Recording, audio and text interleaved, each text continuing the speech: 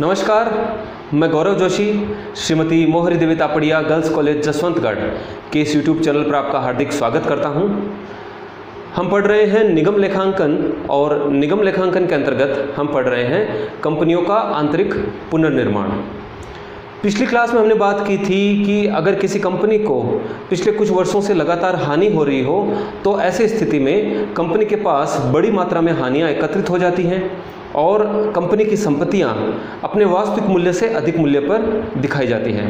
क्योंकि लगातार कुछ वर्षों से हानि होने की वजह से कंपनी की संपत्तियों पर मूल्यह्रास चार्ज नहीं किया जा सका और इस वजह से जो कंपनी की संपत्तियां हैं वो अधिमूल्यांकित होती हैं। अगर कंपनी की पुस्तकों में ख्याति दिखाई जा रही है तो लगातार कुछ वर्षों से हानि होने की वजह से अब कंपनी की ख्याति मूल्यहीन हो जाती है। और जब कंपनी को लगातार कुछ वर्षों से हानि हो रही है तो कंपनी को आर्थिक कठिनाई का सामना करना पड़ता है। कंपनी के सामने वित्तीय जो है समस्या उत्पन्न हो जाती है। तो कंपनी ऐसी परिस्थिति में समापन की ओर अग्रसर होती है। लेकिन कंपनी को समापन से बचाने का एक विकल्प है आंतरिक पुनर्निर्माण। तो कंपनी आंतरिक पुनर्निर्माण के द्वारा हानि की स्थिति से लाभ की स्थिति में लाई जा सकती है। एक कंपनी जो पिछले कुछ वर्षों से हानि उठा रही है, कंपनी की संपत्तियां अधिमूल्यांकित हो जाती हैं, इस वजह से कंपनी रोगग्रस्त हो जाती है और रोगग्रस्त कंपनी को वापस स्वास्थ्य प्रदान किया जा सकता है आंतरिक पुनर्निर्माण के द्वारा। तो पिछली क्लास में हमने बात की थी आंतरिक पुनर्निर्माण के प्रारूपों की, जिनमें है पहला हमने पढ़ा कि अंश पूंजी में परिवर्तन द्वारा भी आंतरिक पुनर्निर्माण किया जा सकता है और दूसरा प्रारूप है अंश पूंजी में कटौती द्वारा। तो आज की क्लास में हम पढ़ेंगे अंश पूंजी में कटौती। तो अंश पूंजी में कटौती द्वारा भी आंतरिक पुनर्निर्माण किया जा सकता है। तो कंपनी के पास जो एकत्रित हानियां हैं,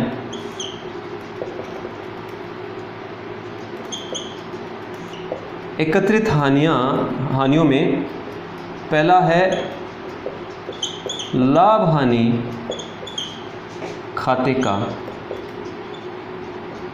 ऋणात्मक शेष। लाभ हानि खाते का जो नेगेटिव बैलेंस है, ऋणात्मक शेष है, वो हानि दर्शाता है। तो लगातार पिछले कुछ वर्षों से हानि हो रही है तो लाभ हानि खाते का ऋणात्मक शेष हर वर्ष आगे लाया जा रहा है। तो लाभ हानि का खाते का ऋणात्मक शेष एकत्रित हानियां हैं। दूसरा, अगर कंपनी के कोई बड़े खर्चे हुए हैं कंपनी के अंदर, जैसे कंपनी की स्थापना के संबंध में या कंपनी का जब कंपनी बनाई जाती है, कंपनी का निर्माण किया जाता है तो प्रारंभिक व्यय होते हैं, प्रारंभिक व्यय। और ऐसे प्रारंभिक व्ययों को जो है एक साथ अपलिखित नहीं किया जाता लाभ हानि खाते से, इसको कुछ वर्षों तक जो है आगे ले जाकर अपलिखित किया जाता है।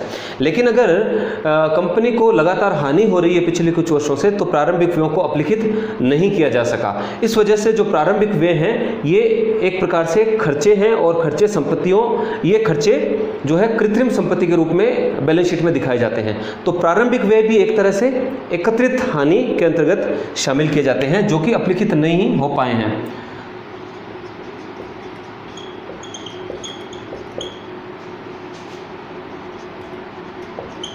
जो प्रारंभिक व्यय अपलिखित न हो सके हों। इसके बाद कंपनी जब अंश या ऋणपत्र निर्गमन करती है, अंशों या ऋणपत्रों के निर्गमन पर बट्टा।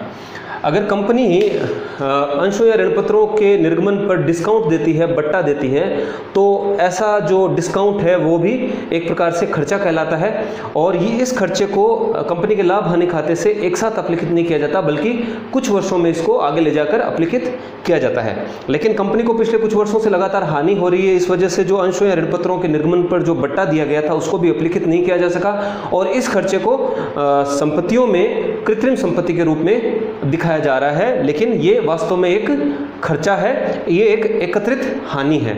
तो इस प्रकार से लाभ हानि खाते का ऋणात्मक शेष और ऐसे आस्थगित व्यय डेफर्ड एक्सपेंसेस जिनको अपलिखित नहीं किया जा सका हानि होने की वजह से, ऐसे खर्चे एकत्रित हानियों में शामिल होते हैं। तो ये तो जो खर्चे हैं, जो हानियां हैं, वो कंपनी के पास एकत्रित हो रहे हैं हानि होने की दशा में, और साथ ही साथ जो संपत्तियां हैं, संपत्तियां अधिमूल्यांकित हो रही हैं।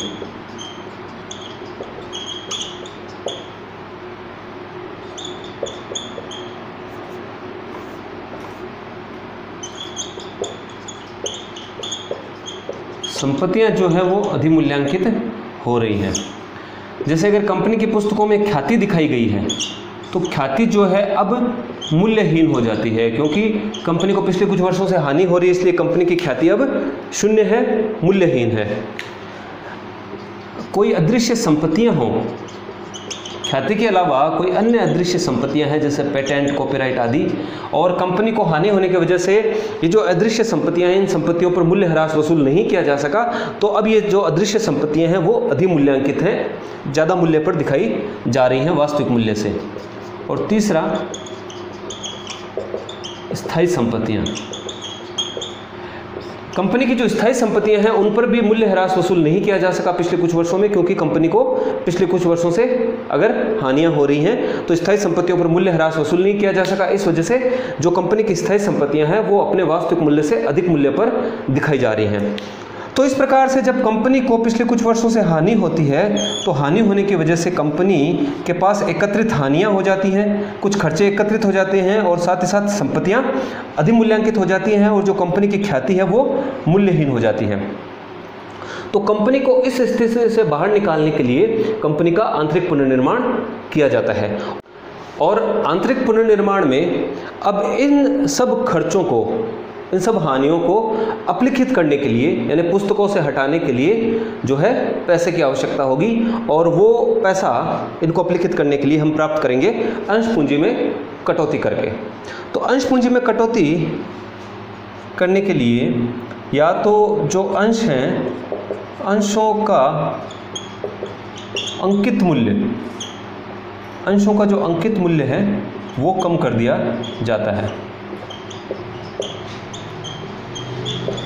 अंशों का अंकित मूल्य कम करके अंश पूंजी में कटौती की जा सकती है।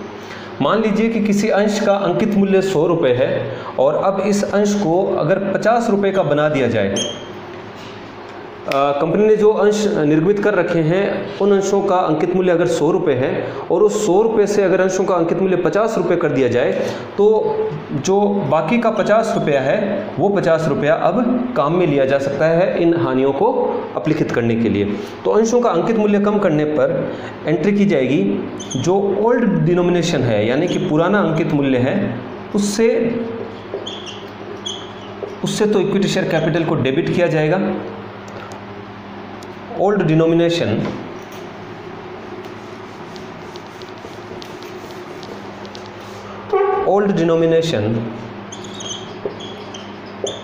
इक्विटी शेयर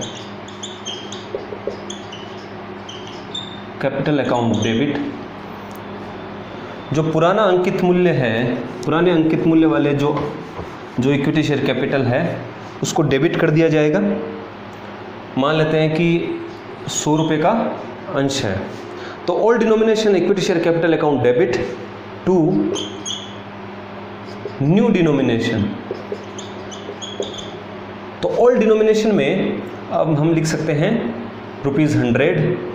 यहाँ पर हमने उदाहरण लिया है कि 100 रुपये का अंकित मूल्य का अंश था, तो ओल्ड डिनोमिनेशन ₹100 और न्यू डिनोमिनेशन ₹50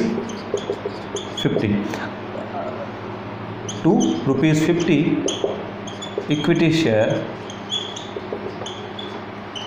कैपिटल अकाउंट। और अब इस एंट्री का प्रभाव ये हुआ कि जो 100 रुपये वाला अंश है वो 50 रुपये के अंश में परिवर्तित हो गया है, उसका अंकित मूल्य कम हो गया है, और बाकी का जो 50 रुपया है वो कैपिटल रिडक्शन अकाउंट में ट्रांसफ़र कर दिया जाएगा। अंश पूंजी में कटौती यानी कि रिडक्शन, तो रिडक्शन इन शेयर कैपिटल, तो इसलिए रिडक्शन की जा रही है कैपिटल में, तो एक खाता खोला जाएगा कैपिटल रिडक्शन अकाउंट। तो जो कटौती की जा रही है पूंजी में उस कटौती को ट्रांसफ़र कर दिया जाएगा कैपिटल रिडक्शन अकाउंट में। तो 100 रुपये का शेयर था उदाहरण के लिए, उस 100 रुपये को 50 रुपये का बना दिया गया है, तो 50 रुपये से इक्विटी शेयर कैपिटल क्रेडिट कर दी जाएगी और कैपिटल रिडक्शन अकाउंट में ट्रांसफ़र कर दिए जाएंगे 50 रुपये। तो ओल्ड डिनोमिनेशन, न्यू डिनोमिनेशन और जो बाकी का पैसा है वो कैपिटल रिडक्शन अकाउंट में ट्रांसफ़र कर दिया जाएगा जितना अंकित मूल्य कम किया गया है। कई बार अंकित मूल्य में कमी नहीं की जाती बल्कि प्रदत्त मूल्य में कमी करके भी अंश पूंजी में कटौती की जाती है। तो अंशों के प्रदत्त मूल्य में कमी करके भी अंश पूंजी में कटौती की जाती है। अंशधारियों से कंपनी के जो सदस्य हैं उनसे पैसा प्राप्त किया जा सकता है हानियों को अपलिखित करने के लिए। तो अंश पूंजी अंशों के प्रदत्त मूल्य में कमी करके भी जो है पूंजी में कटौती की जा सकती है। मान लेते हैं कि 100 रुपये का अंश है और 100 रुपये का अंश था और अंशधारियों द्वारा 100 रुपये ही चुका दिए गए हैं, पूर्ण प्रदत्त है। तो इस 100 रुपये के अंश को अब 70 रुपये प्रदत्त बना दिया जाएगा और 30 रुपये जो है प्रदत्त मूल्य में कटौती कर ली जाएगी। और 100 रुपये पूर्ण प्रदत्त था जिसको 70 रुपये प्रदत्त बना दिया गया है, 30 रुपये कंपनी के द्वारा जो है पूंजी में कटौती कर दी गई है प्रदत्त मूल्य में, और अब ये 30 रुपये कंपनी के द्वारा भविष्य में पुनः मांगे जा सकते हैं अंशधारियों से। तो प्रदत्त मूल्य में कमी की गई है। तो जब प्रदत्त मूल्य में कमी की जाती है तो हम एंट्री करेंगे equity share capital account debit. यहां पर डिनोमिनेशन चेंज नहीं हुआ है, यानी कि अंकित मूल्य में परिवर्तन नहीं हुआ है। अंकित मूल्य में जब परिवर्तन किया जाता है, कम किया जाता है, तो हम डिनोमिनेशन लिखते हैं साथ में। तो पुराना जो डिनोमिनेशन है, पुराना अंकित मूल्य है, उसको डेबिट किया जाता है और नए अंकित मूल्य से क्रेडिट किया जाता है इक्विटी शेयर कैपिटल को, और जो बैलेंस अमाउंट है वो कैपिटल रिडक्शन में ट्रांसफर कर दिया जाता है। जो कमी की राशि है वो कैपिटल रिडक्शन में ट्रांसफर कर दी जाती है।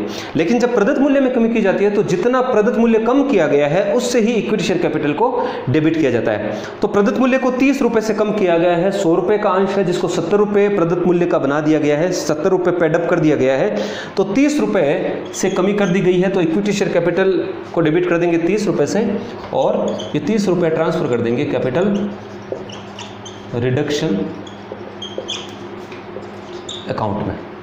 और ये जो कैपिटल रिडक्शन अकाउंट में पैसा ट्रांसफर हो रहा है, ये पैसा हानियों को अपलिखित करने के लिए काम में लिया जाएगा। कई बार ऐसा भी होता है कि अंशधारियों से पैसा प्राप्त करके, यानी कि अंश पूंजी में कमी करके जो पैसा प्राप्त किया है कैपिटल रिडक्शन अकाउंट में, वो पैसा भी हानियों को अपलिखित करने के लिए कम पड़ता है, यानी कंपनी की स्थिति बहुत ही खराब हो जाती है कई बार। तो ऐसी स्थिति में जो कंपनी के ऋणपत्रधारी हैं या लेनदार हैं, उनको भी अपने ऋणों में या लेनदारियों में कमी करने के लिए सहमत करवाया जाता है, सहमत किया जाता है। उनको ये बताया जाता है कि कंपनी की स्थिति बहुत ही ख़राब है, अगर कंपनी की ऐसी ही स्थिति रही तो फिर भविष्य में कंपनी का समापन करना पड़ेगा, और अगर कंपनी का समापन हो गया तो आपको, यानी कि ऋणपत्रधारियों को या फिर लेनदारों को, अपनी लेनदारियों का बहुत कम पैसा वसूल होगा। जो ऋण दे रखे हैं ऋणपत्रों के रूप में, या फिर जो लेनदारी है, जो पैसे मांग रहे हैं क्रेडिटर्स, उसके बदले बहुत ही कम राशि आपको प्राप्त होगी, या फिर ऐसा भी हो सकता है कि आपको कुछ भी प्राप्त ना हो अगर कंपनी समाप्त हो गई तो।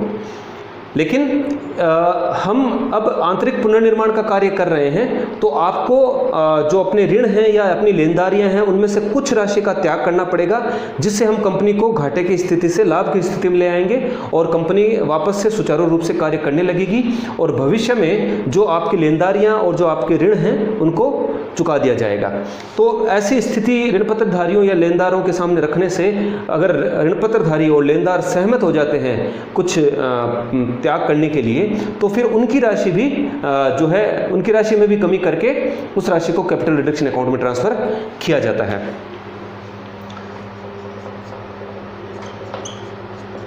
ऋणपत्रधारियों या लेनदारों में कमी करके, तो ऋणपत्रधारियों और लेनदारों की राशि में भी कमी करके जो है पैसा प्राप्त किया जाता है। तो एंट्री की जाती है डिबेंचर्स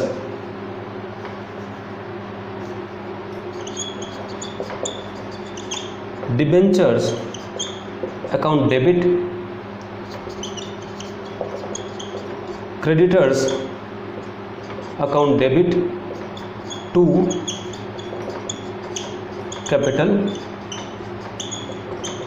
रिडक्शन अकाउंट। जितने पैसे से या जितने ऋणों का ऋणपत्रधारी डिबेंचर होल्डर्स त्याग करने को सहमत हुए हैं उतने से डिबेंचर्स को डेबिट कर दिया जाएगा। क्रेडिटर्स जितना अपनी लेनदारियां त्याग करने के लिए सहमत हुए हैं उससे क्रेडिटर्स को डेबिट कर दिया जाएगा और यह पैसा कैपिटल रिडक्शन अकाउंट में ट्रांसफर कर दिया जाएगा और कैपिटल रिडक्शन अकाउंट का पैसा हानियों को अपलिखित करने के लिए काम में लिया जाएगा। तो अंश पूंजी में कटौती में पहले अंशधारियों से पैसा प्राप्त किया जाता है, अंशों के अंकित मूल्य में कमी करके अंशधारियों से पैसा प्राप्त किया जा सकता है, अंशों के प्रदत्त मूल्य में कमी करके भी अंशधारियों से पैसा प्राप्त किया जा सकता है और ऋणपत्रधारियों या लेनदारों से भी जो है उनकी लेनदारियों में या ऋणों में कमी करके भी उनसे पैसा प्राप्त किया जा सकता है। अब अगर जब आंतरिक पुनर्निर्माण किया जा रहा है उस समय जब आंतरिक पुनर्निर्माण किया जाता है तो कंपनी की संपत्तियों का और दायित्वों का पुनर्मूल्यांकन किया जाता है। तो जब कंपनी की संपत्तियों और दायित्वों का पुनर्मूल्यांकन किया जाता है उस समय अगर किसी संपत्ति के मूल्य में वृद्धि हो जाती है पुनर्मूल्यांकन की वजह से या फिर किसी दायित्व में कमी हो जाती है पुनर्मूल्यांकन की वजह से तो उस राशि को भी कैपिटल रिडक्शन अकाउंट में ट्रांसफर कर दिया जाता है। तो कंपनी संपत्तियों एवं दायित्वों के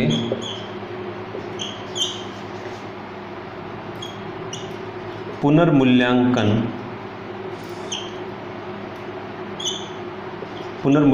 पर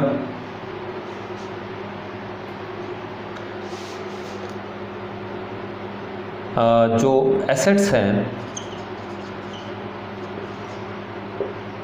स्पेसिफाइड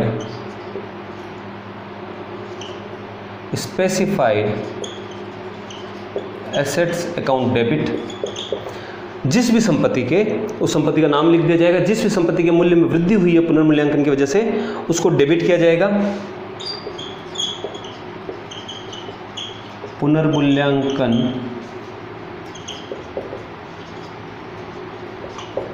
वृद्धि की राशि से। तो एसेट्स अकाउंट डेबिट, जिस भी एसेट्स के पुनर्मूल्यांकन से जितनी राशि की वृद्धि हुई है उतनी राशि से उसको डेबिट किया जाएगा। स्पेसिफाइड लायबिलिटीज अकाउंट डेबिट, पुनर्मूल्यांकन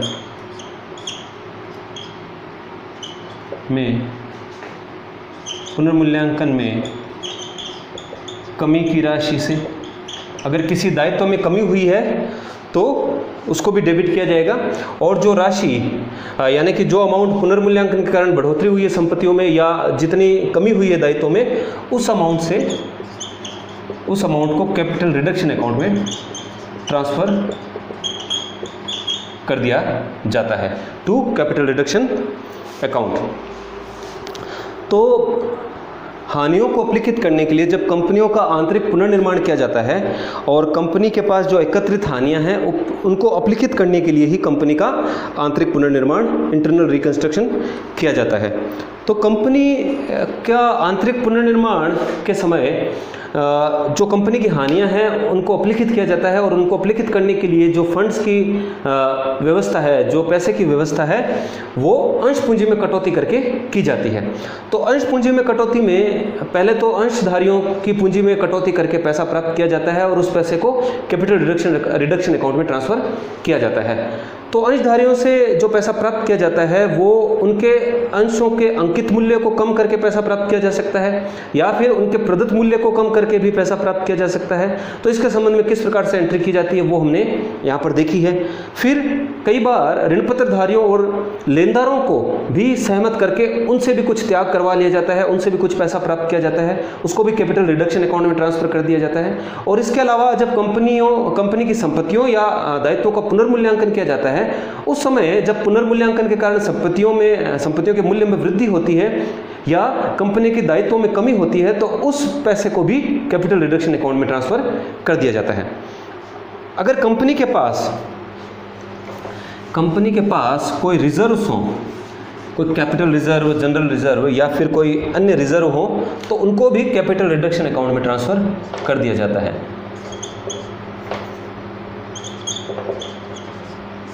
कंपनी के पास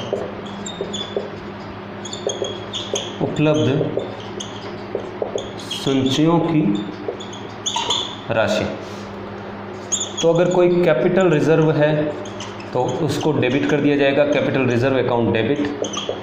अगर कंपनी के पास कोई जनरल रिजर्व अगर कुछ पैसा रखा है तो जनरल रिजर्व अकाउंट डेबिट। कोई अन्य रिजर्व है तो उसका पैसा भी कैपिटल रिडक्शन अकाउंट में ट्रांसफ़र कर दिया जाएगा, इसके लिए उसको डेबिट किया जाएगा और इन रिजर्व का पैसा ट्रांसफ़र कर दिया जाएगा कैपिटल रिडक्शन अकाउंट में। तो जो रिजर्व में जो पैसा है, संचयों में जो राशि उपलब्ध है, उससे उन रिजर्व्स को डेबिट कर दिया जाएगा। कैपिटल रिजर्व हो, जनरल रिजर्व हो या कोई अदर रिजर्व हो, उनको डेबिट करके और वो पैसा कैपिटल रिडक्शन अकाउंट में ट्रांसफ़र कर दिया जाएगा। तो इस प्रकार से हानियों को अपलिखित करने के लिए पैसे की व्यवस्था की जाती है और उस पैसे को कैपिटल रिडक्शन अकाउंट, क्योंकि पूंजी में कटौती की जा रही है, तो कैपिटल रिडक्शन अकाउंट में ट्रांसफ़र कर दिया जाता है। अब कैपिटल रिडक्शन अकाउंट में जो पैसा है जो उपलब्ध हुआ है, उस अमाउंट से हानियों को अपलिखित किया जाता है। तो हानियों को अपलिखित करने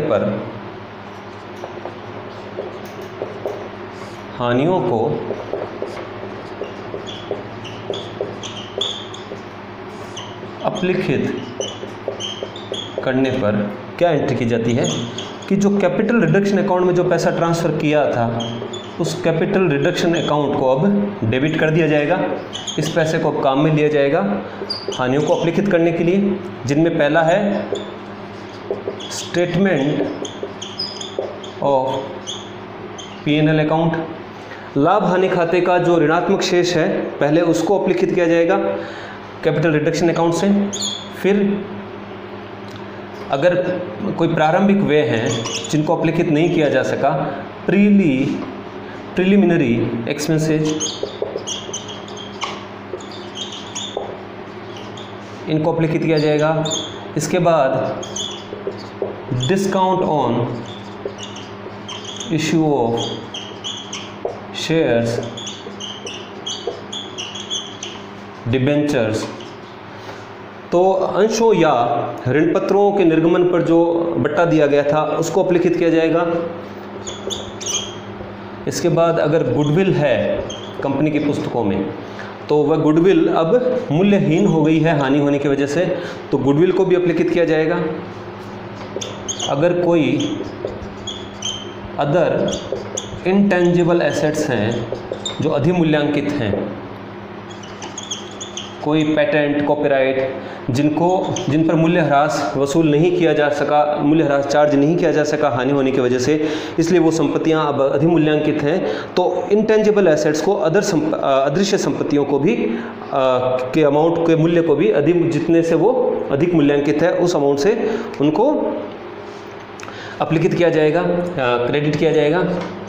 और